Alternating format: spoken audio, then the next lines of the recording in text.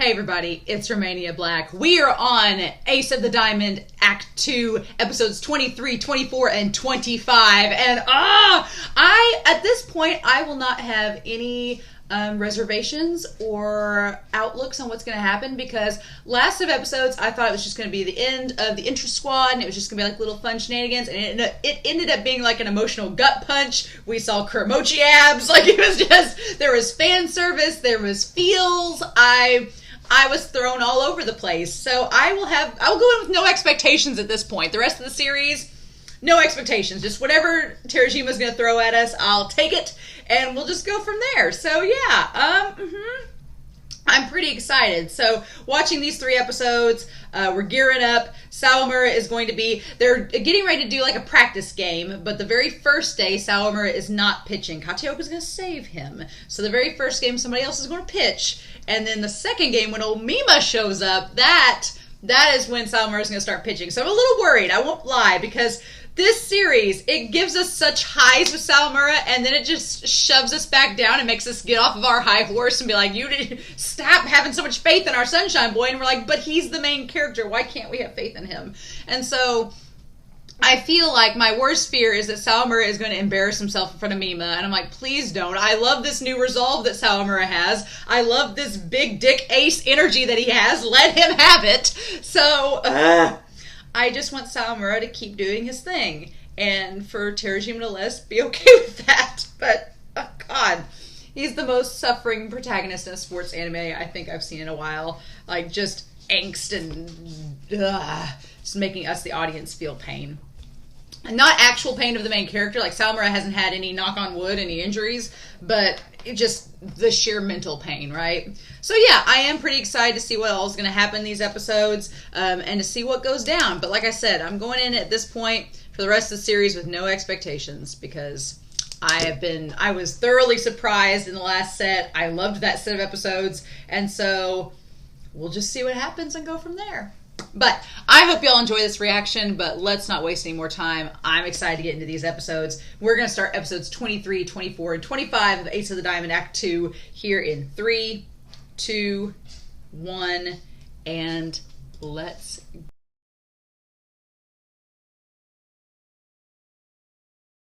Oh my gosh. These episodes were so good. Again, no expectations, just go in, and here we are. It feels so good to see our Sunshine Boy be able to truly shine. And I do feel bad for Furuya. We'll talk about Furuya, but it's hard for me to be like, oh, poor Furuya, when I've seen Sawamura on the tail end of this for 3 damn seasons, and we finally get to see him shine. Our Sunshine Boy, he's grown so much. And I do love Furuya. I'm feeling for him. And there's things I want to talk about with Furuya, but I don't feel bad enough for him to not regret this happening. I'm like, our main character finally gets to showcase that he's grown so much, and we'll talk about him in these episodes. I took lots of notes. I was like, this is just, these episodes, this game has gone a lot different than I thought I would, to be honest with you. I really thought this game was going to go a lot differently, and it could still change. It could still change by next episode. It really could. So, knock on wood. I don't want to get any, hopes up, but I thought my biggest fear going into this was that Mima and Hakuryu would come in and just, stomp Sato. I was really afraid of that, because they've been built up as kind of like a big team, right? And they are really tough, but Sawamura holding his own, right? Just holding his own and just showing that sunshine. And our catcher Miyuki, the riskier it gets, the bolder they get. I'm like, oh, Yui, you figured out the ship. You figured out this ship. This is our flag. We figured it out. Yeah, our flag means death, right? Yeah, I love the idea that Sawamura and Miyuki are the bold battery. They're very bold. They make bold decisions. They take risks, and sometimes it pays off, sometimes it doesn't. But we'll talk about this. But yeah, I was really surprised by these episodes, and I loved them. And my shipper heart, I think Zero in the Discord was like, the scene with Miyuki swinging the bat and Sawamura being in awe. There is no heterosexual explanation for this. I'm sorry. I know no heterosexual men that look at their fellow batters with stars in their eyes like Sawamura. And the funny thing is that Sawamura's VA is the same VA for Akashi from Haikyuu. And in Haikyuu, Akashi looks at Bokuto with like stars in his eyes, like, oh. But in that series, Bokuto is like the Sawamura Sunshine character. So it's kind of funny how that all works out. But this series, I'm convinced, is a secret BL. I'm fine with it. But I'm fine if it's not. Obviously, I mainly do that for fun and poke fun at it. But y'all can't convince me it's not. Terajima knows what they're doing. You can't convince me otherwise. I've read Sayonara Game. I've read Change World. I know that this is a secret BL.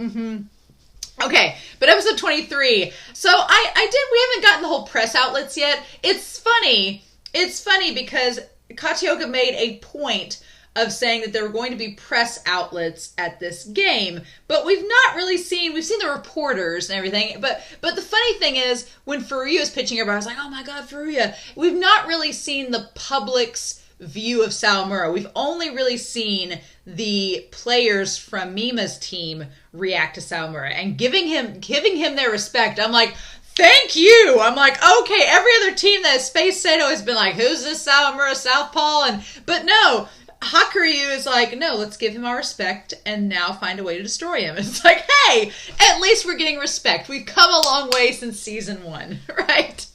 But I like that we start off this whole entire set of episodes talking about all the different practice games that are going on. So we have Kamadai versus Kiryu, which we'll talk about in Osaka. We have Seiho versus Inashiro. And then we have Yamaga versus Sato. And then the manager saying that, oh man, Furuya's doing really good. And then we instantly cut to Rei being like, he's not doing good at all. And I was like, it just kind of shows the manager's really incompetent. And Rei's like, Also, that shot of Rei next to Kataoka could not exude any more OTP energy. I'm like, Terajima, if you don't have Kataoka and Rei end up together by the end of this series, then what was the point? What was the point, girl? Let the girl get her man, her hot man. She's an English teacher. He's a Japanese language arts teacher. It's fate. They both love baseball. It's fate. Their children will be beautiful and amazing. Let this happen. I want this OTP. I do like a lot of pairs in this series, and I love Sawamura and Miyuki. Don't get me wrong. And now and Umemiya are like an OTP. But if there's one OTP bigger than Umemiya and now, it's Rei and Kataoka. Just let this happen, Terajima. I'm not asking for much.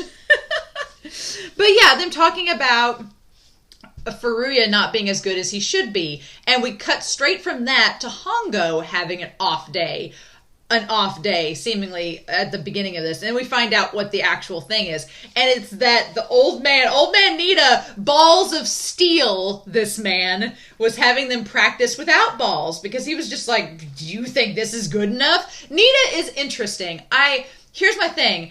I kind of have a love-hate relationship. There's characters in other series that I have love-hate relationships with. Nita is one of them because what we've talked about in the comments is that a lot of Nita's coaching strategy is kind of toxic. It can be effective. That's the problem is it's effective. That's what it is. And this show frames it as effective. And that's kind of the crazy thing is that the way he coaches, especially the way he handles Hongo, I could see anybody arguing being like, that's not right. You shouldn't do that to a kid. He's like 17. And I'm with you. But then it's really effective and Hongo can handle it. And it's like, what do we do with this? Hongo is just the Hulk. He's just always angry. And he's just pissed off at his coach all the time. His coach is like, fine, channel it.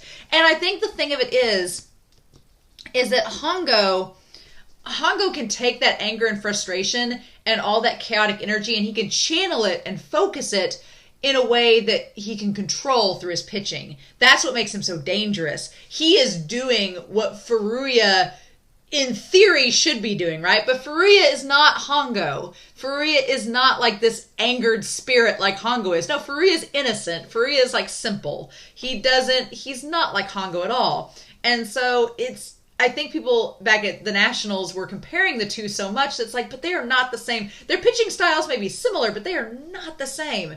And so, God, but Nita just sitting there burying the bodies of the first years that didn't make the string. Just sitting there digging.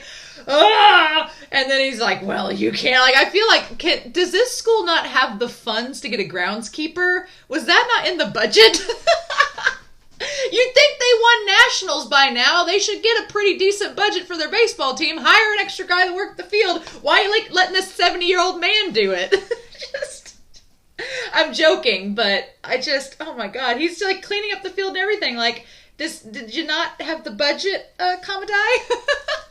It's great though, but yeah, just the idea that he just channels that rage, that Hongo can channel that rage. It's just, I like Hongo a lot as a pitcher. He's a very interesting character. It's the weirdest thing. He has a bad boy kind of aura to him, but he's not trying in any way to be a bad boy. He just doesn't give a shit. He's just like, whatevs. It's like, it's funny. He's like the dark side of Furuya. It's interesting. I don't know. He just wants to pitch, but then he's just mad all the time. And I like the moment he channels that rage, the catcher's like, oh, thank God. It's crazy. But yeah, so we go back to the third years and Sato playing, and Zono, like, just taking the knife and finding our heart and just slowly, like, knocking it in when he's talking about the third years taking the lead and that they have to do that. I'm like, great, we have 3 more months with you. Great. Just breaking my heart. But we have Sato. We've moved on to Sato versus Keishu, or it's Sato versus Keishu happening at the same time as Sato versus Yamaga. And Ochiai is coaching the second string.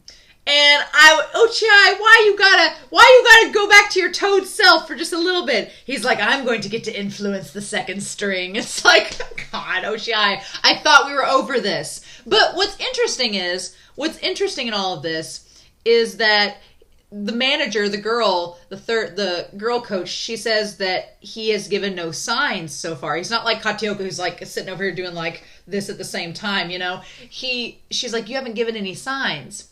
And Ochiai has a very hands-off approach to coaching. Ochiai is just sort of like, you're going to do the job that I tell you to, or I guess we'll lose. That's just kind of his thing. He's like, I know what person is good at what, do the thing I tell you to do, and then we'll be fine. Okay? And they'll either listen to me or they won't. But he doesn't, like, go out of his way to, like, micromanage. Ochiai is not a micromanager at all. And so I think that that's kind of probably going to be refreshing to Koshu and Sato, who are used to their coaches, like, telling them exactly what to do and, like, managing things bit by bit. The fact that Ochiai is so hands-off, I think they like. And that's good for the first years, because it makes them kind of be self-reliant and independent. And the first years have to start making decisions on the field rather than a coach telling them bit for bit everything to do. So that's kind of good for their growth, and I think Ochiai knows that. Or he's just lazy, you know? But no, I think Ochiai knows what he's doing. He's not dumb. But that's very, very interesting. But yeah, I thought I was like, oh, Ochiai, stay. Don't be telling these kids they're going to become Japan's best pitcher. Don't do that, right? Which the only pitchers out there are Yohei and Asada, and I don't think either of them have that ambition like Furuya does, so probably wouldn't happen either way. But then, yeah, we have Sato versus Daido, and we have Nori pitching, which I like. I like Nori getting some pitches in. And then we cut to the next day, May 4th. May 4th, with Mima the third year coming in here. I swear, if him and Koshu aren't related, because they have very similar character designs. They both have like the platinum hair and they have the dead shark eyes, you know. It's great. But Mima's such an interesting character. And Mima's dad is the coach. Interesting. He's not, the captain seems to be like, we don't see him anywhere. He's not like a Kunitomo type of character. It's interesting. Yeah, Mima's dad is the coach, but he's not anywhere. We've not seen him at all during this whole game. It's been the captain, Sasaki, that's been coaching everybody, kind of like a now presence, right? It's interesting. It's very curious that this is more of like players versus players. There's not like a coach's battle like we normally have, which is curious. But of course, Mima's a track athlete. Of course he is. And I like that Sasaki has it narrowed down. They have 4.1 seconds to get to base or they get taken out of the game. It's like, they're the opposite of Ochiai. They're like the intellectual, like the thinking baseball team. They're like trying to pinpoint, calculate everything. Shunshin would probably love them. Shunshin would be like, this is my team. Let's do this. Because he's very calculated as well. But Miyuki, and they like, man, them just throwing down the compliments, old Hakuryu, calling Sawamura this pitcher they respect, telling Miyuki he's the best catcher in baseball for high school. Somewhere Harada is sneezing and going, like, Harada's like, what? You know, somewhere Harada is off sniffling, and Chris Senpai like gazes into the sunset like, yes, my protege. I love it. And of course, let's be real, Miyuki, the best catcher in baseball, in high school baseball, May, possibly the best pitcher in high school baseball. They're going to the same invitational tournament, I'm pretty sure. I need our exes to meet and play with one another as a battery. I just need it. I need it. Miyuki can't move on with Sawamura until he just, buries the hatchet with May, right? But yeah, so we had that conversation of the night before, and that's kind of where episode 23 ends off at. And I love this conversation because Sawamura, at first, and Miyuki, Sawamura, thinking that Miyuki has not acknowledged him. I'm like, they're sitting in the bedroom and Miyuki is basically acknowledging him and he just doesn't get that that's what he's saying, right? Because Miyuki's a troll. But Sawamura being like, I'm getting to play tomorrow's game, and he's like, yeah, this is a huge opportunity. And the moment he started telling Sawamura about what a huge opportunity it was, I was a little afraid for a moment that it was gonna like jinx the whole thing. I was like, you're gonna get Sawamura worked up, he's gonna like psych himself out. But no, Sawamura, we find out in episode 24, is on a mission. Find out about that. But I like that he tells Sawamura, he's like, this is a big opportunity for you. And I love that callback to episode 15 when Sawamura was like, oh, this big opportunity, am I just going to be seen as, a relief pitcher, or is this really, really a chance for me to push beyond that into the realm of possibility of becoming an ace? And the thing about it is I think that all along, Miyuki has thought Sawamura could be the ace. All along, he's thought that. But he can't just tell Sawamura that, right? Can't just come out and say that, especially in front of all these people that are in the room with him. And so Sawamura's like, if I help win this game, can I become the ace? And it's like, well, yeah, but like Miyuki says, it's not that simple. It's not that simple. And I'm just like, oh my God. But the fact that Sawamura says he hates being self-important, he's like, why did I say that? I hate being self-important. That is really, I think, at Sawamura's foundation. Sawamura, he wants to always get better, but he doesn't think of himself. He's trying to become better to help the team, right? To help the team. It's not what he desires. It is what he desires, but it's in service of helping his team. And it's funny because Furuya kind of wants that same thing. Furuya wants to be on the mound and pitch because he loves pitching. And he wants to help his team. Absolutely. I think during the last season too, Furuya came into the realization that he wants to help his team win. But he mainly wants to just be on the mound to pitch. We'll talk about that when we get to Furuya and the whole thing about the play about where he got out on third, because it was like, ugh. But yeah. So Sawamura hating the self-importance and wanting Miyuki to acknowledge him. I'm like, he already does. You just don't get it. And him saying that he won't waste one pitch or 1 second. Oh my God. Looking at it as a chance to prove himself. And the thing that got me was like, yeah, he flashes back to the mound and looking over and seeing Kataoka, and he wants to prove himself to Kataoka, but he mainly wants to prove himself to Miyuki. Like, are y'all joking? Like, just get a room. So then we have episode 24. Episode 24 is wonderful.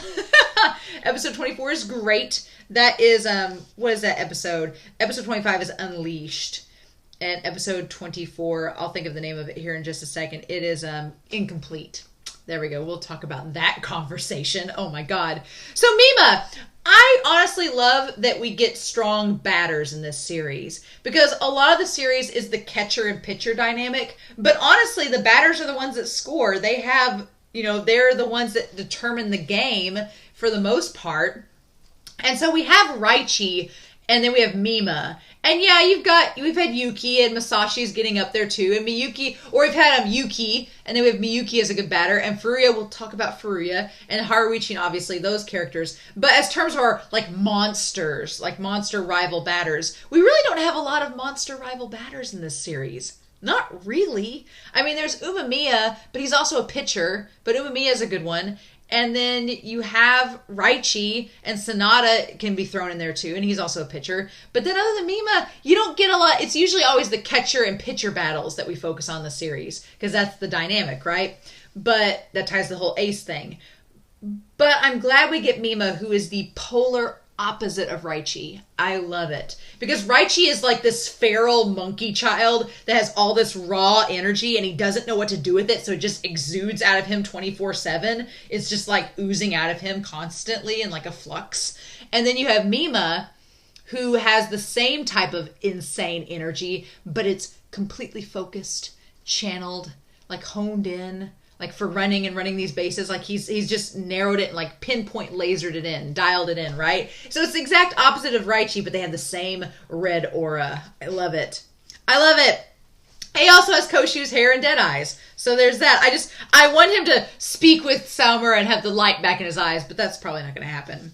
But yeah, him being able to run 50 meters in 5.8 seconds. What is this nonsense? Excuse me? Running from first to second base, running from home to first to running from that base to second in 3.3 seconds. What? I like to run, but I'm nowhere near that fast. That is insanity. And so that's the thing, that they trust Mima enough as a batter, and we've said in the comments that his like percentage of getting on base like 80%. It's something ridiculous. But what I like is that it's established that he just needs to hit the ball and buy time.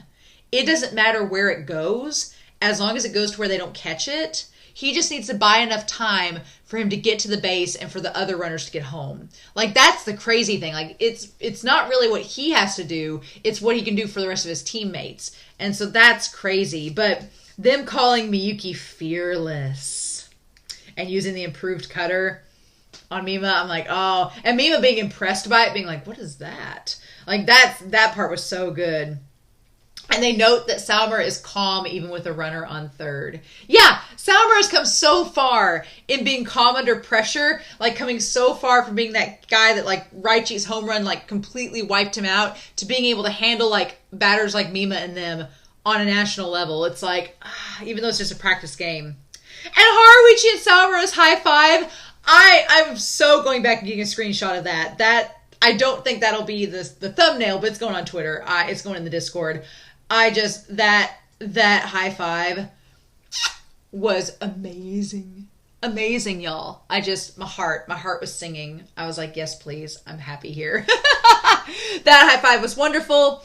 And then we get Ono, the emotionless. We transition from that to the emotionless pitcher Ono for Hakuryu. And Ono is very interesting. Him just being like completely just dead-eyed, most of this team have dead shark eyes, except for Sasaki. Sasaki like has a pretty cold glance, but he has emotion.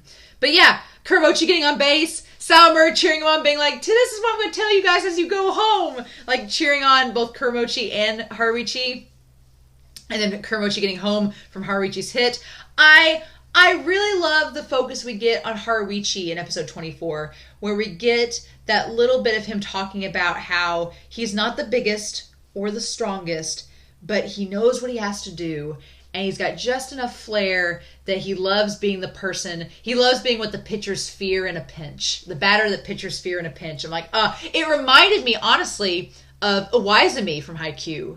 Iwaizumi is like, in that volleyball anime, Iwaizumi is not the tallest. He's not the strongest. But I love that moment. I think it's in season 2 where Iwaizumi is like, I used to just want to like spike the ball. He's like, but now I love to like be able to stop an ace outside hitter's receive. He's like, I love to stop their spikes and their tracks. Like, he realizes his own strength and he capitalizes on it. And that's what he focuses on. I feel like Haruichi is getting in that same boat. And I love that Kuromochi's like, man, the way he phrased it, I really liked. And that may just be the translation, but the way he phrased it, when he sees just how similar Haruichi is to his brother Ryo, what I love is that he says, you two are definitely brothers. He didn't say, oh, you're like your brother. He just said, yeah, you two are brothers. You definitely tell the similarities. And I like the way he phrased that, because it's making Haruichi his own person. And I love that. I was like, that's great. And Haruichi saying, I don't want to be... He's like, Furuya and Sawamura have grown so much, I don't want to be left behind. I love it. I love that Haruichi trying to become like Mima and Raichi, like become like a major batter. And even Furuya raising his arm, I was like, I loved it. It was so good.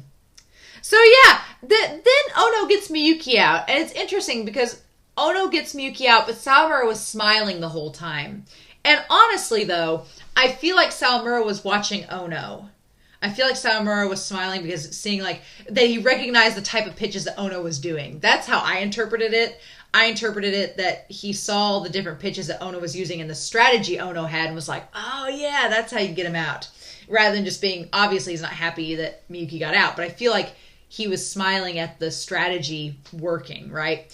Sawamura, for as being our sunshine boy, and people saying that he's dumb, no, Sawamura is not dumb.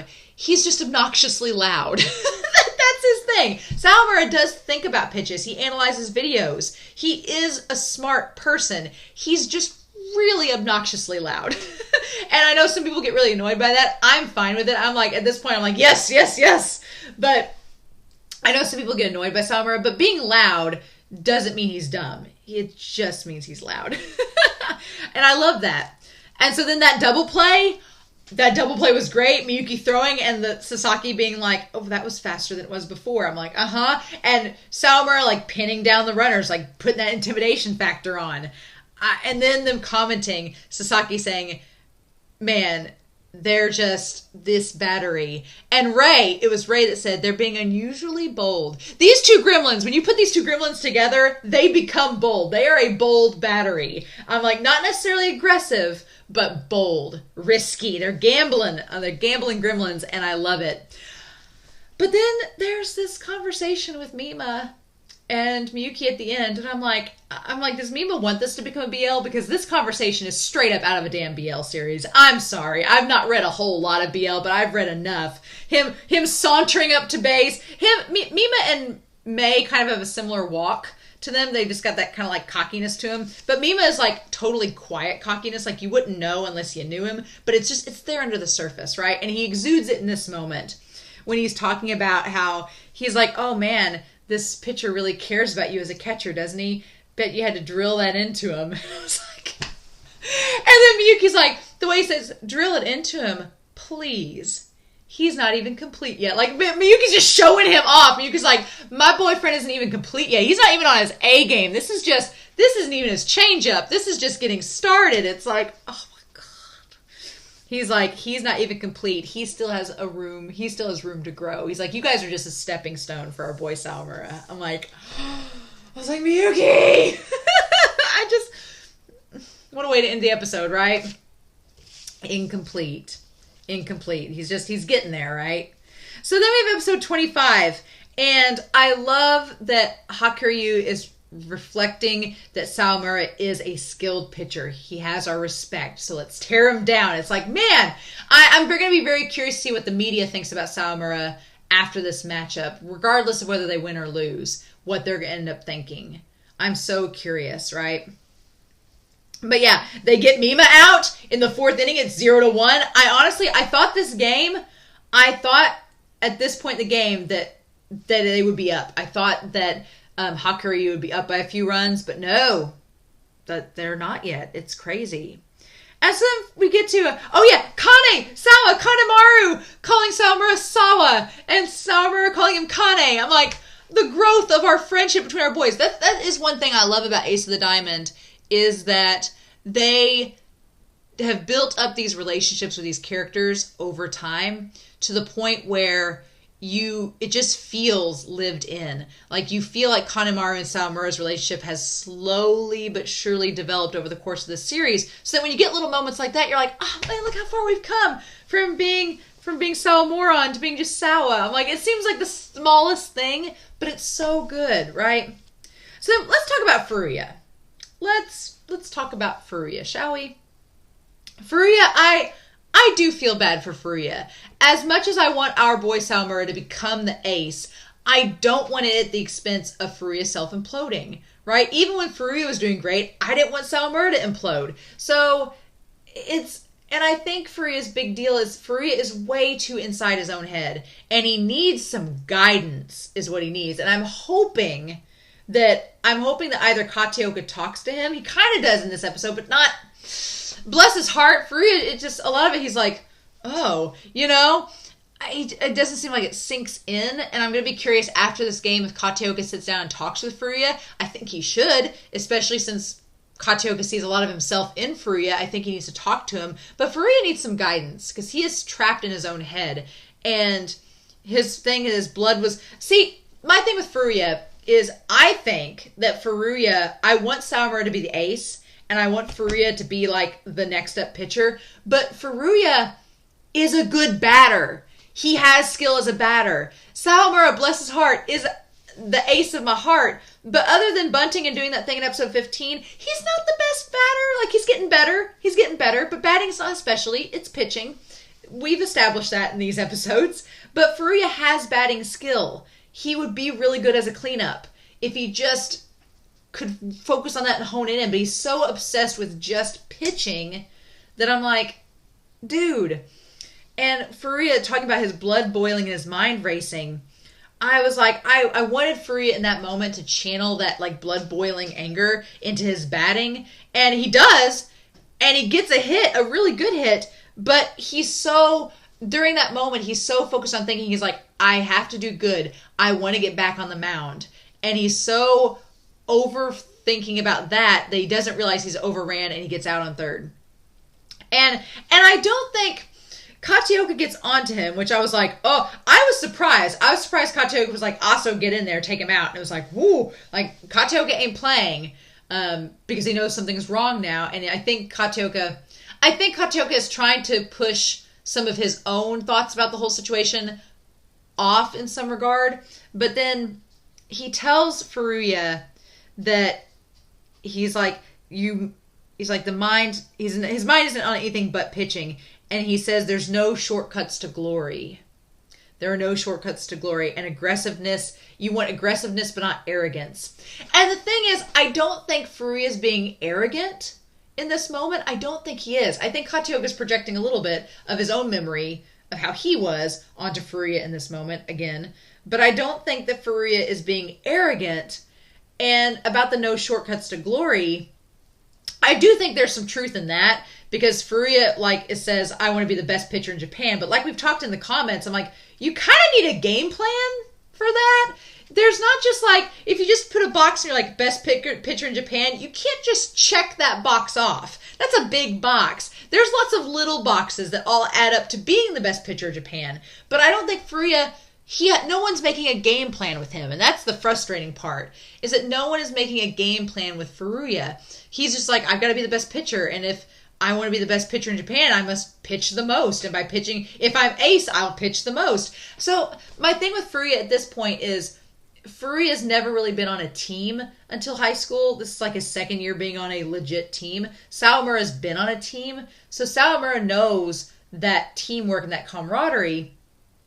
And Sawamura also, his reasons for being the ace are much different than Furuya's. Right? For Sawamura, being the ace means something different than it does to Furuya. In Furuya's case, I honestly think that Furuya just wants to be the ace because typically the ace is the one that pitches the most. And that's all he wants. He just wants to pitch a lot. And if I'm the ace, he's thinking, well, if I'm the ace, that means I'll get to pitch the most in the games. I think that obviously with that, we've seen in season 2 that Furuya has acknowledged the value of teamwork and has acknowledged his team and wants to work for them, but it's not on the same level as Sawamura. And that whole conversation about self-importance comes back in this moment because Furuya is so caught up in himself and getting better so he can be the ace again, so he can keep being the ace, and so he can, keep playing, that he just loses himself, right? It's crazy, and Aso replaces him. And Yui notices Furuya, right? Yui notices that Furuya's in a slump. And so I'm wondering if Yui will try to reach out to him, maybe. If Yui will be the one, if Kateoka will have a conversation with them. A part of me is like, at some point, Sawamura has been so supportive of Furuya through all this, that at some point, I want Furuya to acknowledge Sawamura and to cheer him on.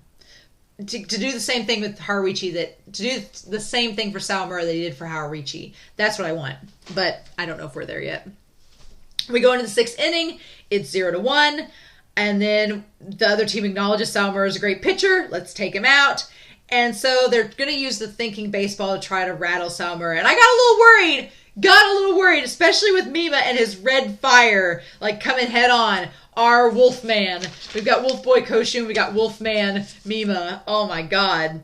But it's wild. And all the plays that they're making, the coach is like, he's like, well, Mima, the coach is saying that Miyuki is crazy.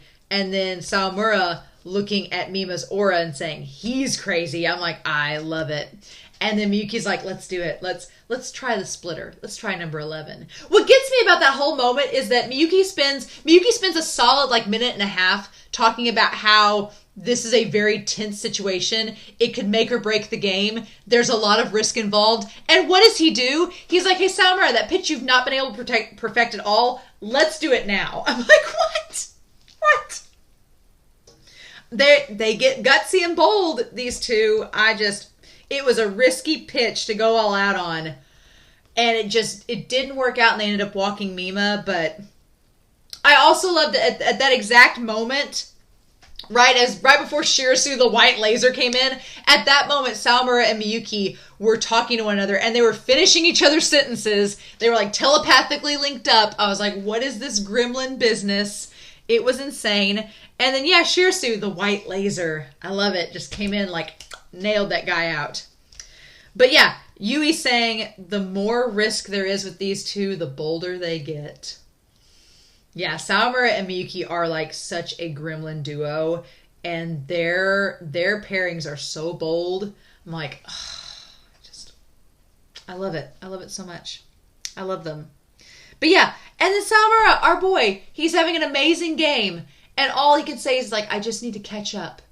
I need to catch up, and I need to help the team for the summer and get Miyuki to acknowledge me. I'm like, if they don't acknowledge him after this game, no matter what the outcome, what? Like, this game has been so good. And Furuya watching from the sidelines. Like, if anything, honestly, as much as I want Kateoka to talk to Furuya, I also want Sawamura to talk to him. Because Sawamura has a very interesting philosophy about becoming the ace and the reasons for doing so. I want him to tell Furuya about it. Because I think Furuya only has the knowledge that he'll play with this team and that it's important. So I really think Sawamura should offer his perspective. I think that would be really cool for Furuya to hear it. And as rivals, I think that would be really neat too. So I don't know, but God, these episodes, just like ever since episode 15, it's like, do you ship Miyuki and Sawamura? You should be. Like,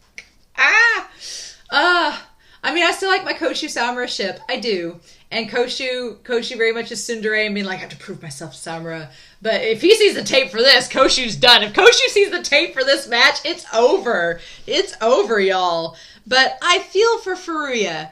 I want Furuya to get better, but mainly I want somebody to talk to Furuya and lay out like a game plan, talk to him about his goals, something. But I don't want Furuya getting better at the expense of our Sunshine Boy, because I've waited 3 seasons and 23 episodes to see our boy like being solid, calm under pressure, just throwing his dick on the table and saying, here we are, ready to play baseball. Like, that's all.